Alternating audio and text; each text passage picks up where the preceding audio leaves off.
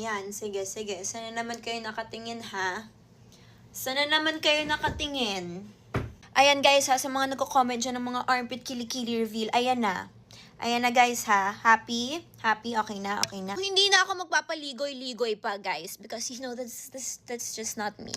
Sasabihin ko na sa inyo kung ano ang aking underarm secret. So, etong Grace and Glow, sobrang nabudol na lang talaga ako dito sa TikTok because I've seen my friends using this. Then sabi ko, matry nga. Tapos nung una ko siyang natry, ang first impression ko sa kanya ay, apakabango!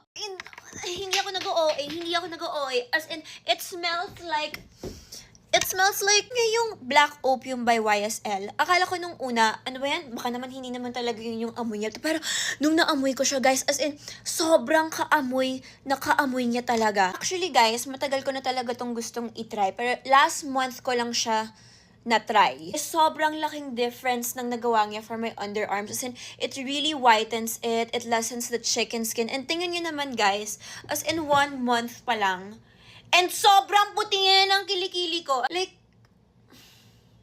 guys, alam nyo, sobrang gets ko na yung hype dito sa product na to. Because other than it smells so good, it just leaves my underarms so bright, illuminated, shining bright like a diamond. Kilikili gusto niya, diba? Ayan, kilikili kayo ngayon sa akin. Eh, minsan, diba, kapag nandyan yung crush mo, ito yung secret niya. Apply nyo to sa umaga, bago kayo mag-school, bago kayo mag-work. At na bet natin yung kapag nag-emote tayo, yung po, kunwari kapag stress ka, like,